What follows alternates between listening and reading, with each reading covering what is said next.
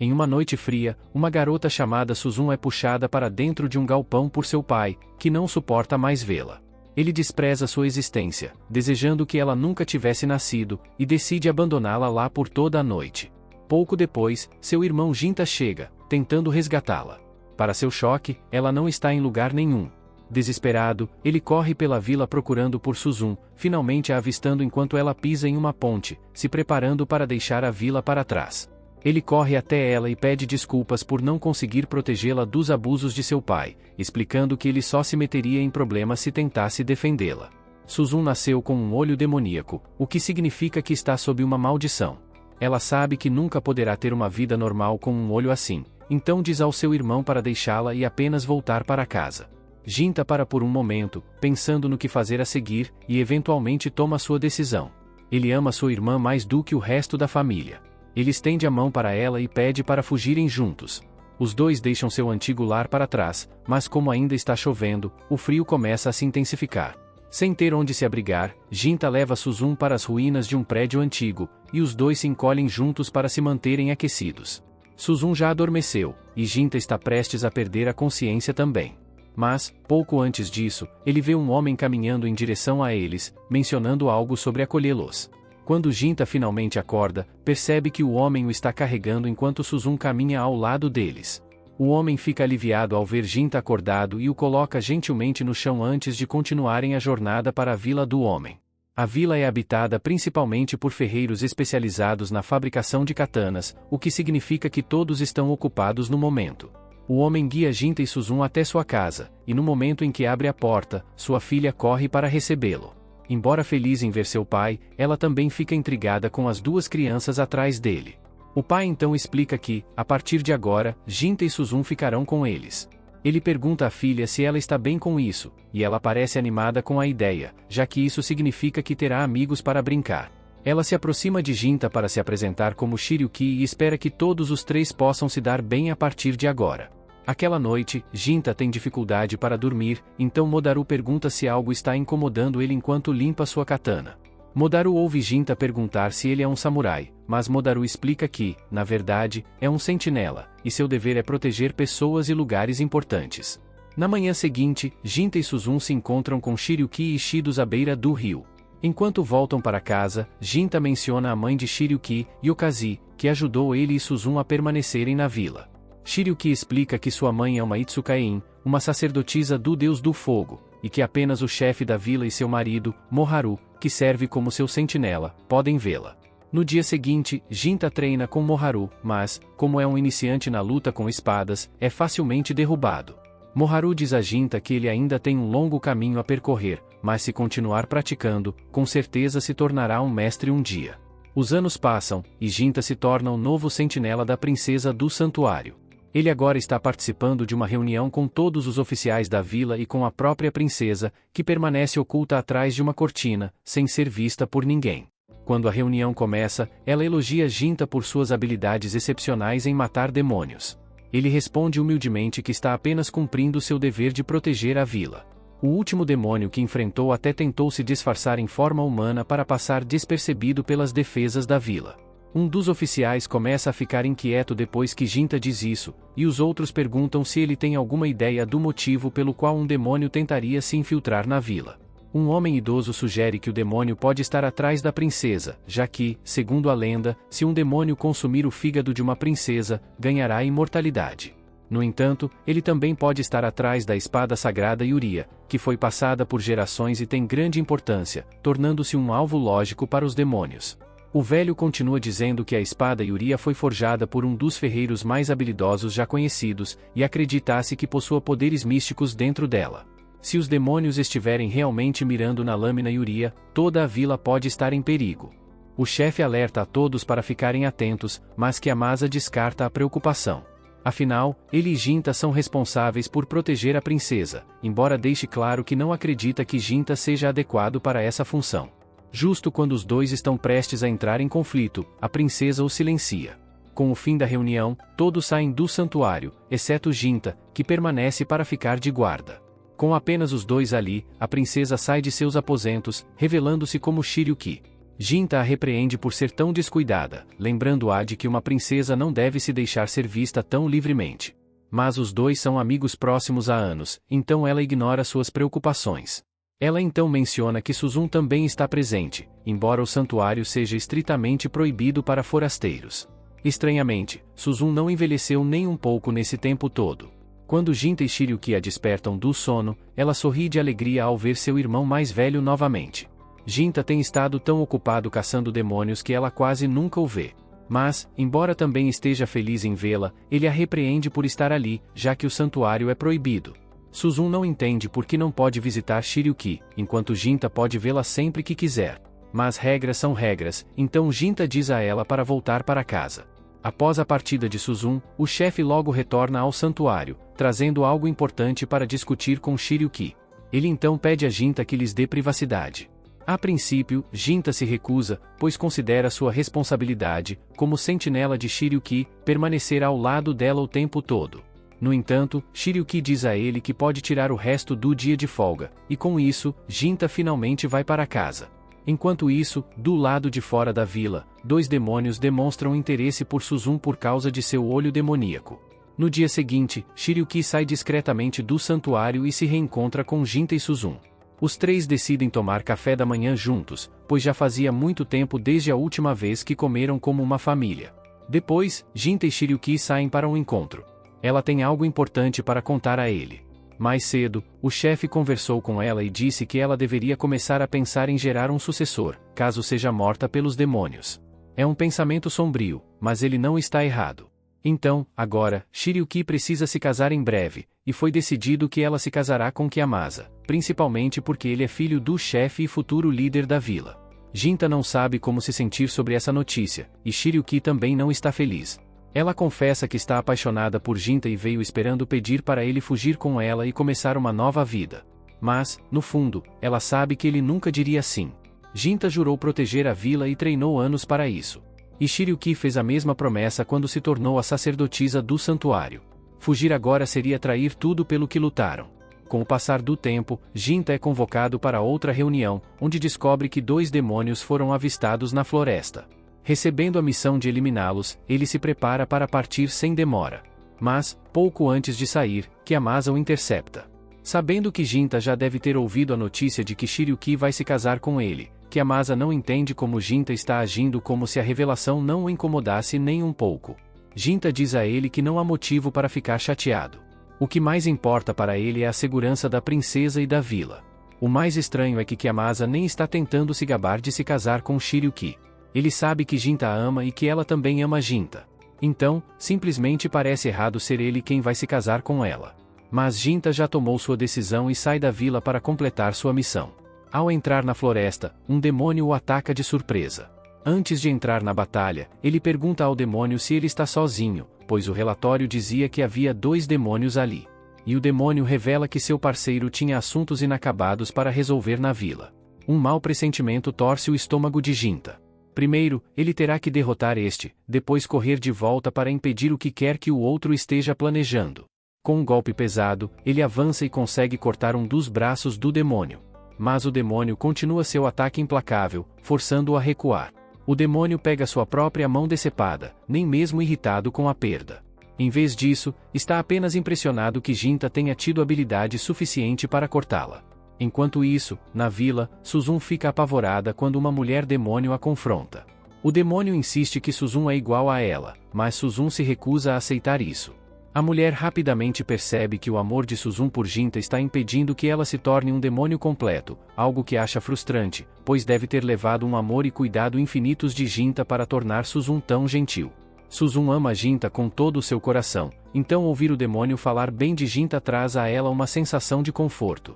Agora que Suzun não a teme mais, o demônio começa a tentar persuadi-la a usar seus poderes para ajudá-la.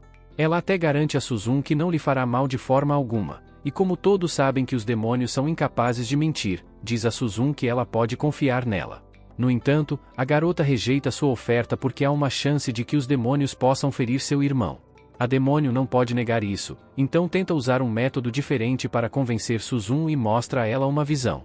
A visão mostra Shiryuki se despindo e se preparando para beijar Kiasa, e ao ver isso, Suzun vomita. Ela questiona a demônio, perguntando se o que testemunhou era real. A demônio então explica que sua habilidade lhe permite ver o futuro. Ela também pode compartilhar essas visões do futuro com outras pessoas, que foi exatamente o que Suzum acabou de experimentar. Mas se Suzum ainda tiver dúvidas, a demônio diz que está mais do que disposta a levá-la ao santuário agora mesmo para que possa ver com seus próprios olhos. Enquanto isso, Jinta ainda está lutando contra o outro demônio. Mas antes que a luta continue, ele quer saber por que os demônios atacam os humanos em primeiro lugar.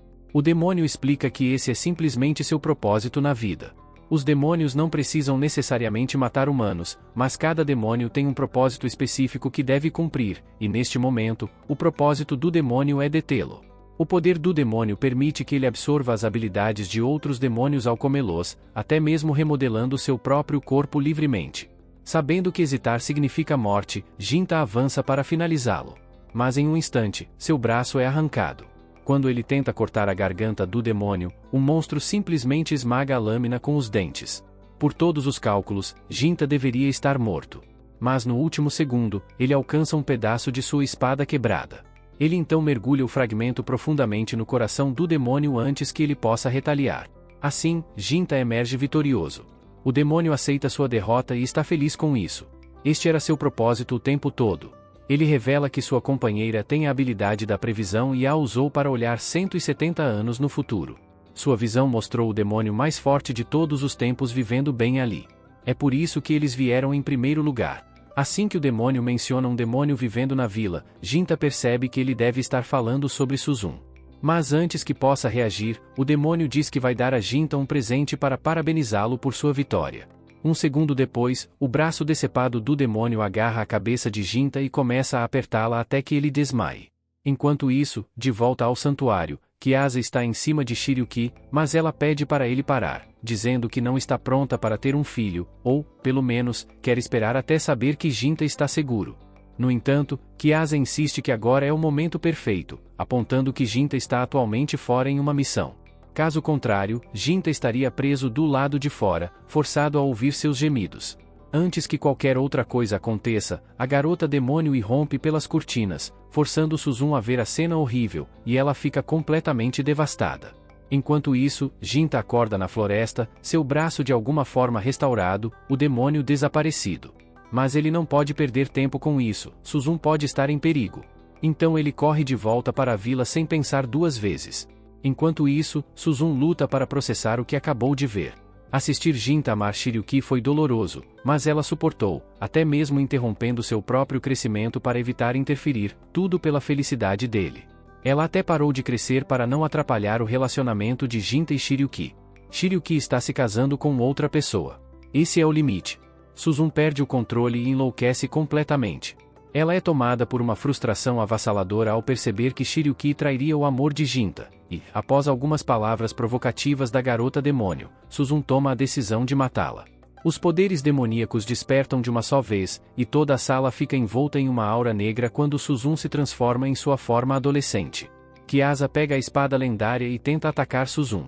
Mas antes que ele possa fazer um movimento, o demônio o nocauteia completamente. Ela então arrasta o corpo de Kiasa para fora, dizendo que há algo que deseja resolver, deixando Shiryuki sozinha com Suzum. Pouco tempo depois, Jinta chega ao santuário e encontra Shiryuki ainda viva, e ela corre direto para seus braços. Mas um segundo depois, Suzum corta sua cabeça. Jinta fica paralisado, sem acreditar no que acabou de acontecer. Momentos depois, Suzum aparece atrás dele, segurando a cabeça decapitada de Shiryuki. Jinta exige saber por que Suzum faria algo tão horrível, levando Suzum a começar a explicar tudo sobre o casamento de Shiryuki com outro homem. Mas Jinta já sabia. E mesmo que não soubesse, isso ainda não lhe dava o direito de matar Shiryuki. Nesse momento, Jinta percebe que a Suzum que ele uma vez amou não existe mais. E com Shiryuki morta, tudo que resta dentro dele é ódio. O braço demoníaco começa a se fundir com o resto de seu corpo, transformando-o. E agora, ele encara Suzum com nada além de puro desprezo. Suzum não entende por que ele está olhando para ela com tanto ódio, quando tudo o que queria era fazê-lo feliz. Ela interpreta sua expressão como um sinal de que ele está prestes a abandoná-la, como todos os outros. Então, ela toma a decisão de matá-lo. No entanto, quando ela apunhala Jinta no estômago, percebe rapidamente que mal causou qualquer dano. E em resposta, Jinta atravessa um buraco direto em seu corpo com um soco. Suzun sobrevive ao golpe brutal, então Jinta se prepara para acabar com ela. Mas no último momento, a garota demônio salta e se sacrifica para proteger Suzun. A garota demônio implora para que Suzun fuja enquanto ainda pode. Então, Suzun começa a se afastar. Mas antes de partir, ela diz a Jinta que não há mais nada para ela neste mundo. Então, não importa quantos anos leve, ela vai garantir que tudo seja destruído. E naquele dia final, ela voltará para matá-lo por sua traição. Antes de continuar, quero falar para vocês que tem 3 links na descrição desse vídeo para vocês. O primeiro é um presente especial para o inscrito do canal. O segundo é um link onde você pode encontrar as melhores e mais baratas action figures de animes e o terceiro é o link de um canal de games que eu e um amigo estamos criando. Se puderem se inscrever e dar uma força lá eu agradeço. Se também puderem deixar um valeu demais nos comentários desse vídeo, ajuda muito o canal, então bora continuar o vídeo. Na década de 1850, Jinta, agora conhecido como Gina, havia construído uma excelente reputação como caçador de demônios. Então, um dia, ele é convocado por um homem rico para uma missão especial. O homem apresenta Gina ao seu assistente Zenji e diz que ele pode pedir a Zenji quaisquer detalhes extras sobre o trabalho. Em seguida, ele se levanta e sai da sala. Então Zenji cumprimenta Gina e pergunta o quanto ele já sabe. O homem já contou a Gina sobre sua amada filha Natsu e como ele quer que Jinta a proteja de um demônio que apareceu recentemente, mas há um pouco mais na história do que isso. Basicamente, Jinga vai trabalhar como guarda-costas de Natsu, porque desde que ela fez 13 anos, diz que tem ouvido um demônio do lado de fora do seu quarto. O demônio constantemente dizia coisas como, devolva minha filha para mim. Então Natsu está apavorada que o demônio possa sequestrá-la. Falando em Natsu, ela de repente entra na sala furiosamente procurando por Zenji. Ela nota Gina sentado ali e presume que ele deve ser o guarda-costas que seu pai disse que contrataria. Mas quando Jinga tenta se apresentar, ela o interrompe. Ela não quer ter nada a ver com ele e diz para ele sair imediatamente porque ele obviamente é algum tipo de vigarista que só afirma ser um caçador de demônios. Zenji tenta convencê-la de que Gina é um caçador de demônios genuíno porque seu pai fez de tudo para encontrá-lo, mas Natsu se recusa a ouvir e exige que Zenji expulse Jinga. Mais tarde naquela noite, Natsu está sentada em sua cama porque ainda está com medo de que o demônio volte. Então Zenji aparece e se senta do lado de fora da porta dela para acalmar seus nervos. Ter Gina provavelmente teria sido melhor, mas como Natsu expulsou-os, Zenji vai ter que agir como guarda-costas dela. Ele não tem certeza de quão útil seria em uma luta contra um demônio, mas se isso a fizer se sentir melhor, ele promete fazer guarda até de manhã para que ela possa dormir. Natsu fica feliz que Zenji veio protegê-la, mas ele ainda duvida que um demônio realmente vá aparecer. Natsu fica desapontada ao ouvir que Zenji não acredita totalmente nela, e foi a mesma coisa com seu pai, porque mais ele contrataria um samurai duvidoso para matar um demônio. Zenji não pode ter certeza de que o pai de Natsu acredita que demônios existem, mas ele pode garantir que o pai dela está levando isso a sério. Ele se importa com o bem-estar de Natsu de todo o coração, mesmo que ela não seja biologicamente filha dele. Nesse momento, Natsu ouve a voz do demônio novamente e isso lhe dá calafrios. Ela implora para Zenji ajudá-la, mas ele está tão assustado quanto ela. Assim que vê o demônio, ele diz para Natsu ficar dentro do quarto enquanto ele lida com isso, mas ele não tem ideia de como vai derrotar essa coisa. Pouco antes do demônio colocar as mãos em Zenji, seu braço é de repente cortado por Gina. Gina primeiro pede que o demônio se identifique, mas quando ele não responde, decide simplesmente cortá-lo ao meio. Com um golpe de sua espada, o demônio cai no chão e se desintegra em fumaça preta, então Zenji e Natsu estão seguros por enquanto. Natsu reconhece Gina como o samurai que ela expulsou mais cedo naquele dia, então ele se vira e pergunta se ela ainda acha que ele é um vigarista. Natsu pergunta se o demônio está morto, mas matá-lo não vai ser tão fácil assim. Na experiência de Gina, os demônios só estão realmente mortos quando se transformam em névoa branca. Como esse se transformou em névoa preta, ele definitivamente vai voltar. Na manhã seguinte, Zenji agradece formalmente a Gina por tê-lo salvado na noite anterior. E como o demônio vai voltar, ele pede que Gina fique por mais uma noite. Gina diz que ficaria feliz em ajudar, mas tem algumas perguntas que gostaria de fazer sobre Natsu. Ele está curioso desde que ouviu o demônio dizer, devolva minha filha para mim. Então quer saber se há uma história por trás disso. Zenji explica que os verdadeiros pais de Natsu fazem parte da família estendida do chefe, mas faleceram há algum tempo. Então o chefe acolheu Natsu e a criou como sua própria filha. E caso Gina esteja preocupados, Enji garantiu que não há chance de Natsu ser uma criança demônio, porque se fosse, não haveria a menor chance do chefe sequer considerar adotá-la. A esposa do chefe foi morta por demônios, e depois disso, seu filho fugiu e não foi mais visto. O chefe culpa a perda de sua família nos demônios, então ele odeia todos os demônios com cada fibra de seu ser. Mais tarde naquela noite, Natsu está jantando com seu pai e ele pergunta se tudo tem corrido bem com seu novo guarda-costas. No começo, ela estava um pouco cética em relação a Ginga, mas depois de vê-lo em ação, ela tem certeza de que ele é realmente eficaz. Embora Matsu esteja curiosa sobre o motivo de seu pai ter escolhido especificamente contratar Ginga, ele lhe conta que houve rumores de demônios rondando Ada recentemente, mas ao mesmo tempo também há rumores sobre um homem que pode matar qualquer demônio com um único golpe, desde que seja pago por isso. O pai de Natsu verificou pessoalmente os rumores, então ele sabia que não haveria pessoa melhor para contratar como guarda-costas de Natsu. Natsu fica feliz em saber que seu pai realmente a levou a sério quando ela contou sobre o demônio, porque o amor dele é tudo o que importa para ela. Natsu tem sido muito feliz desde que ele a adotou, mas ao mesmo tempo tem sido constantemente atormentada por todos os boatos odiosos que as pessoas espalham sobre ela. Mais tarde naquela noite, Enji e Gina estão sentados do lado de fora do quarto de Natsu como planejado, quando de repente ela sai e pede a Gina que diga seu nome porque ela não deixou ele se apresentar antes. O pai de Natsu parece ter uma boa opinião sobre ele, então ela decidiu que também vai confiar nele. Gina percebe que Natsu tem bastante carinho por seu pai adotivo Ju, mas isso é normal porque ele a acolheu e lhe deu um lugar para ficar, então ela é muito grata a ele. Enquanto estão nesse assunto, Gina pergunta a ela sobre um boato que ouviu envolvendo o filho perdido de Ju, mas assim que menciona isso, Matsu grita que não sabe nada sobre isso. Isso é claramente um assunto sensível para ela, então Gina decide deixar pra lá por enquanto para não chateá-la. Natsu então pergunta a Gina se é possível para um humano e um demônio terem um filho juntos, e Gina responde que sim. Então Natsu começa a pensar que talvez ela realmente seja filha daquele demônio que continua atacando, mas Gina assegura que ela não tem nenhuma relação com aquele demônio. Natsu pergunta a Gina como ele pode ter tanta certeza, então G explica que ele tem um pouco de história com esse demônio, então ele sabe que não pode ser a mãe de Natsu. Existem várias formas de um demônio nascer neste mundo. Pode vir de dois pais demônios, de um demônio e um humano, ou, em casos mais raros, um demônio pode surgir do nada. Demônios assim nascem da essência de emoções fortes, especialmente as negativas, e quando esses sentimentos negativos se acumulam dentro das pessoas, às vezes podem tomar a forma de um demônio como este. Natsu começa a surtar depois de ver o demônio novamente, então Gina se aproxima casualmente dele e começa a pedir que diga seu nome. O demônio não parece inteligente o suficiente para entender o que Gina está dizendo. Quando ele se lança contra ele, Gina lhe dá um tapa no rosto e o prende no chão. Enji incentiva Ginga a matar o demônio logo, mas Ginga responde que se fizer isso, ele vai continuar voltando. Natsu pergunta por quê, então Gina explica que foram as emoções dela que deram origem a esse demônio.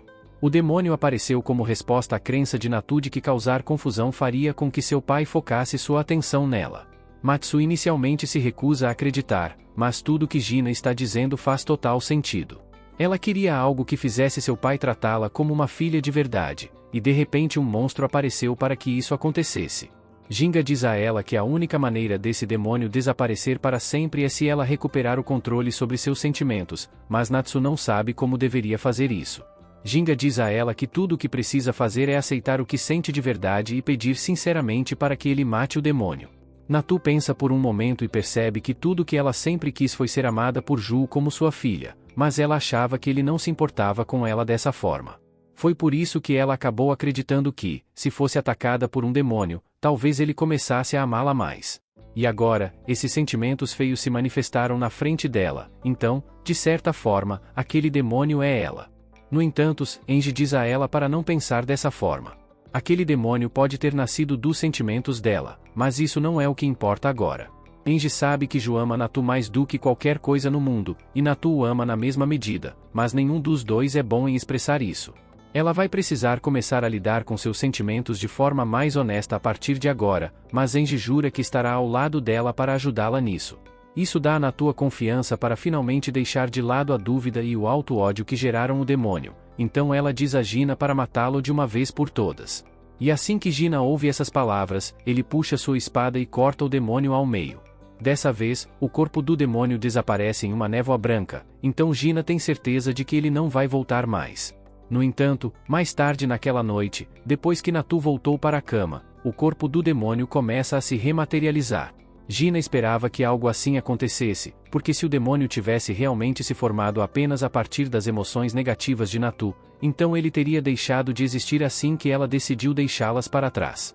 Isso significa que as emoções de outra pessoa estavam misturadas nesse demônio, e pelo que Gina sabe, há apenas mais uma pessoa nessa região que tinha potencial para se tornar um demônio, e essa era a esposa falecida de Ju. Com as emoções negativas de Natsu desaparecidas, o demônio está lutando para manter sua forma. Mas a filha que ele continua chamando não é Natsu, é Suzu. Isso significa que Gina é o filho desaparecido de Ju, e esse demônio é sua e de Suzu mãe. Para ser completamente honesto, Gina não tem lembranças claras de como sua mãe era quando ainda estava viva, mas ele está triste por as coisas terem terminado assim, e tudo o que ele pode fazer agora é pôr fim ao sofrimento de sua mãe para que ela finalmente possa seguir em frente. Na manhã seguinte, Ginga está prestes a partir, então Zenji e Natsu saem para agradecê-lo novamente por toda a sua ajuda. Ginga diz a eles que não há necessidade de agradecer, porque ele já recebeu sua recompensa e, além disso, essa é a forma dele de fazer as pazes. Natsu não entende o que ele quer dizer, então Gina explica que envelhecer permitiu a ele refletir sobre suas ações no passado. Embora ele acreditasse que estava fazendo a coisa certa ao fugir com Suzu naquela época, ele nunca parou para considerar como suas ações afetariam seu pai, ou o mundo, nesse caso. Natsu ainda não entende do que ele está falando, então Gina apenas diz a ela para valorizar a bondade que seu pai demonstra a ela. Ele então começa a se afastar, e alguns momentos depois Ju aparece. Inji pergunta por que Ju não saiu para agradecer a Gina também, mas ele não viu razão para isso, porque soube desde o momento em que Gina chegou que ele conseguiria cumprir a missão. Inji se pergunta por que Ju teria tanta fé em um caçador de demônios aleatório, mas Ju diz que é perfeitamente normal um pai ter fé em seu filho. Os outros ainda não descobriram que Gina é filho de Ju, e Ju não pretende explicar isso para eles. Então ele diz a Zenji para voltar ao trabalho logo ou será rebaixado. Zenji não quer isso, então ele vai fazer seu trabalho. E Ju também começa a sair, mas antes disso, Natsu tem algo que quer dizer. Ela pergunta se há algo que ela possa fazer para ajudar, mas Ju fica curioso sobre o motivo da pergunta. Ela explica que Ginga disse a ela que deveria retribuir a bondade de Ju, e Ju fica feliz em saber que Ginga ainda pensa nele como uma boa pessoa. Mas ele diz a Natsu que ela não precisa se preocupar em retribuí-lo, porque a melhor forma de um filho fazer seu pai feliz é vivendo uma vida longa e feliz. Gina continua sua jornada e depois de viajar por um tempo, ele acaba em uma nova vila e está atualmente em uma loja de soba para almoçar. O dono prepara sua refeição para ele e entrega para sua filha Ofu para que ela possa levar até a mesa de Ginga. Ela ainda é nova nisso, então tem praticado para garantir que não derrube a comida. Seu pai está orgulhoso que ela não fez bagunça dessa vez, mas falando em bagunça, seu pai menciona como tem havido uma série de assassinatos acontecendo recentemente. O boato na rua é que há um serial killer na cidade, mas o imperador se recusa a levantar sua bunda preguiçosa e fazer algo a respeito. Gina o avisa para ter cuidado com o que diz porque as pessoas podem ser executadas por insultar o imperador desse jeito. Mas Gina não é o tipo de pessoa que dedura, e ele realmente gosta dessa loja, então não quer vê-la ser destruída. Enquanto estão nesse assunto, o homem pergunta a Gina por que ele continua vindo a essa loja. Ofu diz ao pai para parar de incomodar Gina enquanto ele está comendo ou ele pode não voltar mais, mas esse é o 5º dia consecutivo que Gina para aqui para comer, então ele já é praticamente um cliente regular. Assim que Gina termina de comer, ele paga ao pai dela pela refeição. Mas antes de sair, o pai dela pergunta por que ele tem tanto dinheiro em mãos. Ele não está acusando Gina de nada, mas Ronins geralmente são pobres, então está se perguntando de onde Ginga tira seu dinheiro. Gina explica que trabalha como caçador de demônios e o pai dela realmente não acredita que demônios existam, mas tem ouvido alguns rumores preocupantes ultimamente. As pessoas acham que o serial killer pode na verdade ser um demônio, porque todas as vítimas que foram encontradas tinham seus corpos terrivelmente mutilados, e várias outras pessoas simplesmente desapareceram sem deixar rastros. Isso definitivamente soa como um demônio, então Gina pergunta ao pai onde o assassino foi visto pela última vez para que ele possa dar uma olhada. Toda essa conversa sobre demônios e serial killers está deixando Ofu preocupada, então antes de Ginga sair, ela faz ele prometer que vai tomar cuidado lá fora. Mais tarde naquela noite, Ginga vai até a ponte onde o assassino foi visto pela última vez, esperando matá-lo. Mas depois de esperar por várias horas, nada acontece. Ele está prestes a desistir por hoje e voltar para casa, mas nesse momento ouve o som de uma garota gritando por ajuda, então ele corre para ajudar. Mas quando chega lá, tudo que encontra são vários cadáveres mutilados. No entanto, todos os corpos ali são de homens, então o assassino deve ter raptado a mulher. Enquanto Gina ainda tenta entender o que está acontecendo, ele de repente sente algo vindo em sua direção, então instintivamente desvia e mal consegue evitar um golpe de espada. Seu atacante parece estar invisível, então Ginga não consegue acompanhá-lo e é cortado nas costas. Ele tem certeza de que o atacante deve ser um demônio, e como não há ninguém por perto para vê-lo, ele não precisa mais esconder seu braço demoníaco. O demônio invisível avança e tenta cortar Gina novamente, mas o corpo de Ginga agora está muito duro, então a espada se despedaça ao contato. Agora que não está mais se contendo, ele está pronto para matar o demônio assassino de uma vez por todas. Mas antes que possa fazer qualquer coisa, o demônio levanta os braços no ar e diz que não quer mais lutar. Seu nome é Mozuki e ele diz que o único motivo pelo qual atacou Gino foi porque também estava tentando caçar o assassino. Ele tinha ouvido rumores de que o assassino era um demônio e aconteceu de sentir um demônio por perto, então naturalmente assumiu que era o assassino. E quando chegou aqui, Ginga era a única pessoa que viu. Se o que ele diz é verdade, Ginga pergunta por que um demônio estaria caçando um serial killer, mas é uma longa história, então Mozuki sugere que eles vão para algum lugar mais privado antes que alguém os veja. Mozuki leva Gina até sua casa e, quando se sentam, ele explica que à medida que os demônios envelhecem, alguns escolhem se misturar com os humanos e viver pacificamente na sociedade. Demônios são incapazes de mentir, mas desde que ninguém pergunte diretamente se ele é um demônio, ele pode manter seu segredo. Mozuki é um demônio superior que vive há mais de 100 anos, então conseguiu manifestar a habilidade de ficar invisível. As pessoas geralmente assumem que demônios superiores são fortes, mas no caso de Mozuki, ele ainda é mais fraco e mais lento que um demônio comum. Gina sabe que Mozuki não é o assassino, mas está curioso sobre por que ele está tão investido em eliminar o verdadeiro assassino. E Mozuki explica que tem uma vingança pessoal. O assassino mata as vítimas masculinas no local, mas as vítimas femininas são sempre sequestradas.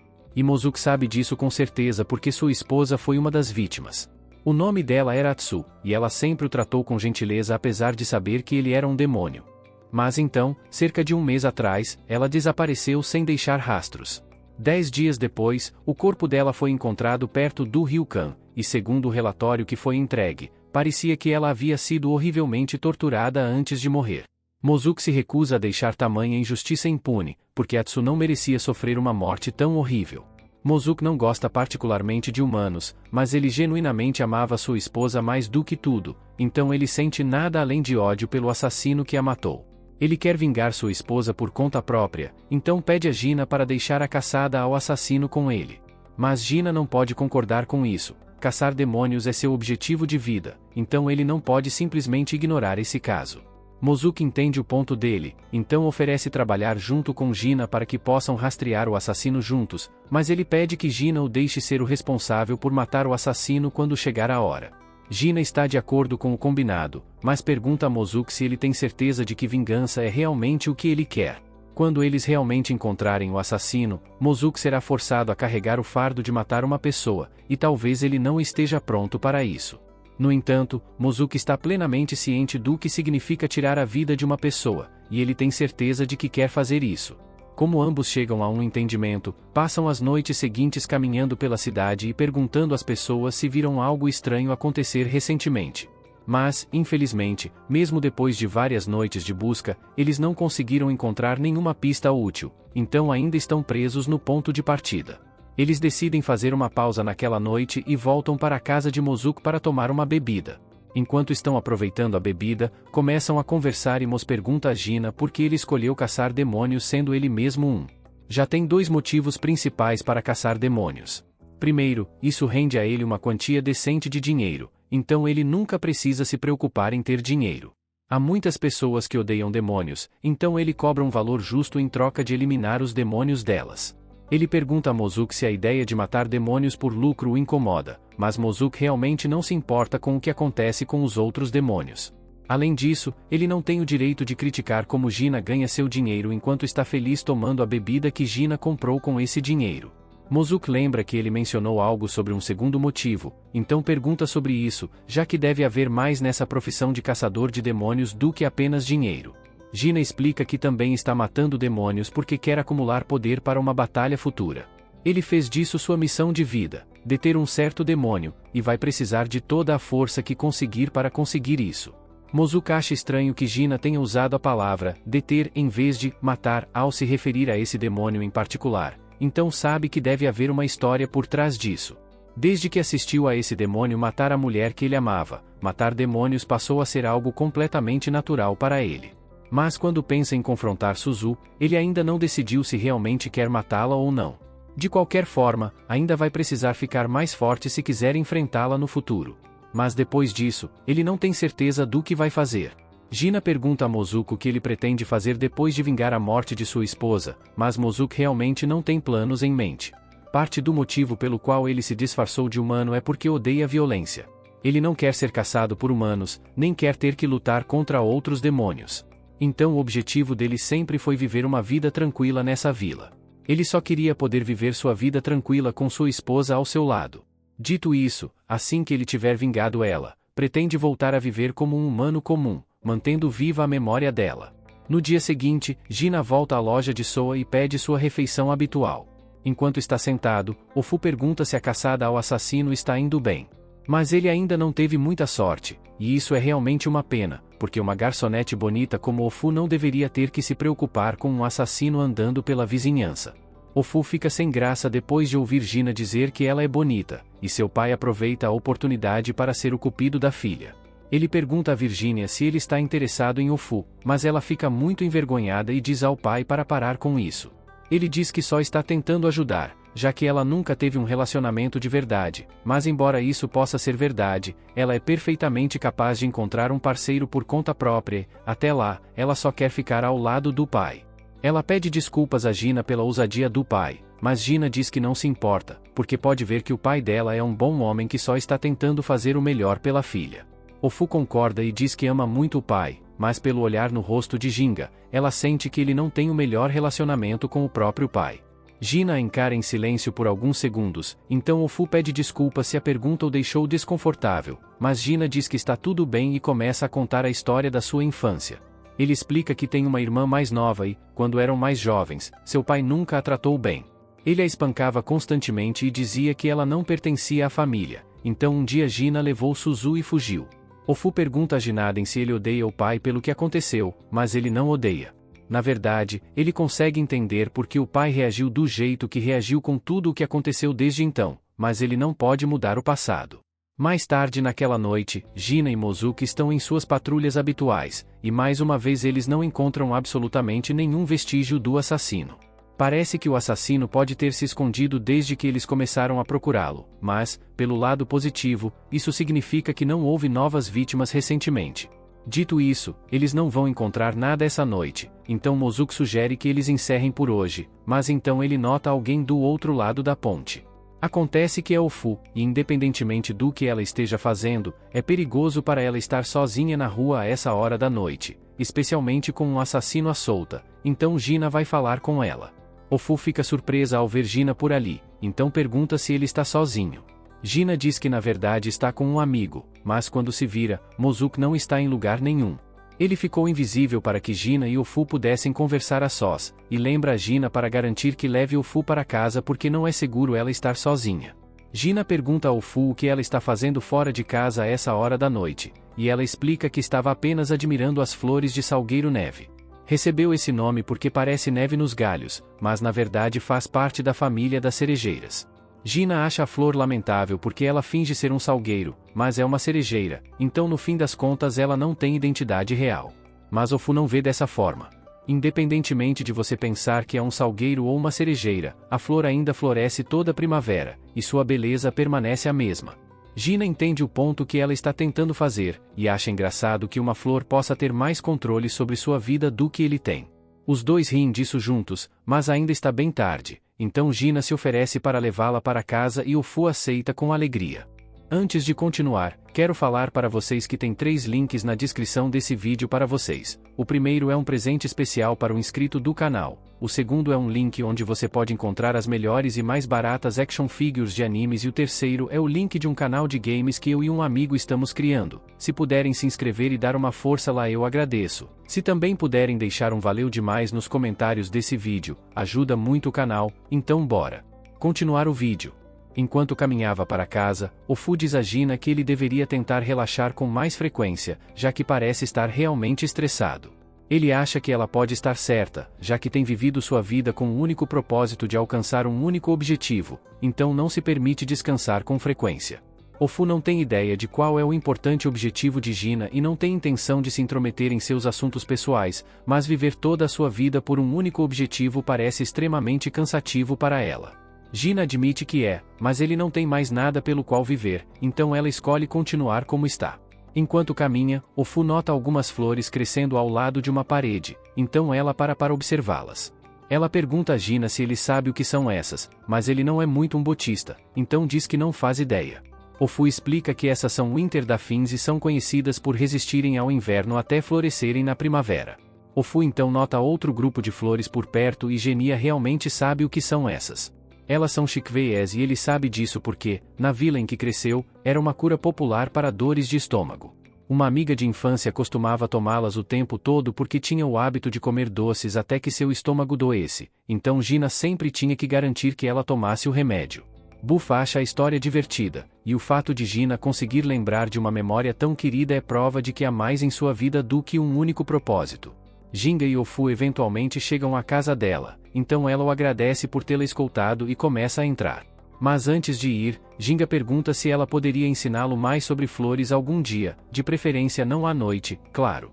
Depois disso, Ginga volta a fazer guarda, caso o assassino apareça, e esta noite ele está de guarda na ponte. Em um momento, um homem bêbado passa com uma garota vindo atrás dele. Quando a garota passa por Gina, ela fica hipnotizada por quão bonito ele é, mas sua alegria não dura muito porque, poucos segundos depois, o homem bêbado à frente tem seu corpo dilacerado. Gina imediatamente entra em ação e prepara sua espada para enfrentar o demônio, mas como a garota está ali, ele não pode usar seus poderes demoníacos. Ele faz o melhor que pode para matar o demônio, mas sua pele é muito dura para que seus cortes façam qualquer dano. Então o melhor que ele pode fazer agora é manter o assassino afastado da garota. Infelizmente, o assassino consegue passar por ele e vai atrás da garota. Mas assim que o assassino está prestes a decapitar a garota, ela é subitamente puxada para longe por Mozuku. Isso dá tempo suficiente para Júnior atacar o demônio novamente, mas ele ainda não consegue cortar sua pele do jeito que está, então não há muito que possa fazer, e eventualmente o demônio encontra uma brecha e salta para o céu para escapar antes que Gina pudesse matá-lo. Ele se desculpa com Mozuku por deixar o demônio escapar, mas Mozuku diz que não é culpa dele, porque não havia como saber que o demônio seria tão resistente. De qualquer forma, Mozuku diz que vai tentar segui-lo na esperança de encontrar seu covil, então, enquanto isso, ele diz a Gina para cuidar da garota que salvou. Enquanto Mozuku vai embora, Ginga se vira para a garota, e os dois se encaram por um segundo até que ela pede que ele a ajude a se levantar logo. Ela pergunta a Jin se ele se lembra dela, mas ele não tem ideia de quem ela é, e a garota fica realmente desapontada. Ela diz a ele que é Natu, a garota para quem ele matou um demônio há 3 anos, e agora que já a observa bem, ela realmente parece familiar, mas está muito maior do que da última vez que ele a viu. Ela diz que é normal as pessoas mudarem ao longo dos anos, mas estranhamente Ginga parece exatamente igual a como era 3 anos atrás. Já pergunta por que ela está fora tão tarde da noite, então Matsu explica que está ajudando seu pai com algumas entregas para um cliente valioso. Nesse momento, Enji aparece correndo para verificar Natu porque ouviu uma comoção, e fica surpreso ao ver Gina ali, de todos os lugares. Ele brinca perguntando se Natu e Gina estão tendo um caso noturno, mas Gina explica casualmente que Natu quase foi morta pelo assassino, então ele a salvou, embora o cara bêbado não tenha tido tanta sorte. Assim que Sanji vê o corpo morto no chão, ele entra em pânico e diz que precisam chamar os oficiais da vila imediatamente, mas Natu não acha que isso adiantaria, já que a polícia nunca conseguiria lidar com um demônio. Enji fica surpreso ao ouvir que um demônio é responsável por isso, já que pensava que o demônio que tinha como alvo Natsu já tinha ido embora. Mas Gina explica que este é um demônio diferente que ele tem rastreado há vários dias, e o fato de ele ter atacado Natsu é apenas uma coincidência. Engie realmente não quer se envolver em mais problemas com demônios, mas já é tarde demais para isso, então Gina diz a ele que, se ele ou Natu precisarem de ajuda com um demônio, podem procurá-lo em uma loja de soba em Fukuboa. Mas, por agora, Ginga precisa continuar procurando pelo assassino, então ele começa a se afastar. Mas antes de partir, Engie tem algo que precisa dizer a ele. Se Gina está planejando procurar o demônio, então ele pode ter alguma sorte se for para Teramachi. Há um templo antigo lá, mas o sacerdote já morreu há muito tempo, então o edifício foi abandonado. No entanto, recentemente, as pessoas têm ouvido muitas vozes femininas vindo de lá todas as noites, então há rumores de que pode haver um demônio ali. Enquanto isso, Mozuki tem tentado seguir o rastro do demônio, mas ele perde de vista e não tem ideia de onde começar a procurar. Justo então, ele ouve uma mulher gritando, e quando olha para cima, vê o demônio com a dita mulher na boca. A cena o lembra do dia em que encontrou o corpo de sua esposa no rio, e ele não descansará até conseguir sua vingança pelo que aquela criatura fez com ela. Ele persegue o demônio e eventualmente acaba no portão de um templo antigo. Ele não sabe no que está se metendo ali, então fica invisível e caminha cuidadosamente pelo portão. Dentro do templo, ele vê o demônio e a mulher que havia sido sequestrada antes, então ele avança e tenta esfaqueá-lo com sua lâmina. Mas, considerando que todo o seu poder é baseado em furtividade, avançar de forma descuidada foi um movimento estúpido, porque o demônio o ouviu chegando e cortou Mozuki no estômago. Então o demônio se vira para continuar comendo enquanto Mozuki sangra no chão. Mozuki não acredita que deixou isso acontecer, porque agora vai morrer sem conseguir sua vingança. Ele assiste impotente enquanto o demônio termina de devorar o corpo da mulher, e uma vez que termina, simplesmente passa por Mozuki porque não vale o esforço de matá-lo. Um pouco depois, Ginga chega ao templo e fica chocado ao encontrar Mozuki ferido no chão. Ele corre até ele e Mozuki se desculpa por ter deixado isso acontecer. Ele diz a Gina que encontrou o assassino ali enquanto ele comia uma mulher, mas ele falhou em matá-lo e não parece que ele sobreviverá para tentar novamente. Então, antes de dar seu último suspiro, ele pede a Gina que pegue sua espada e a use para matar aquele demônio por ele. Essa lâmina foi forjada em um lugar chamado Kadono e foi feita para ser realmente eficaz contra demônios, então deve ser útil para cortar a pele daquela coisa. Gina concorda em vingar ele e sua esposa, mas em troca diz que gostaria de permissão para usar o poder de Mozuki na batalha. Mozuki eventualmente morre, então Ginga usa seu braço demoníaco para começar a absorver sua habilidade.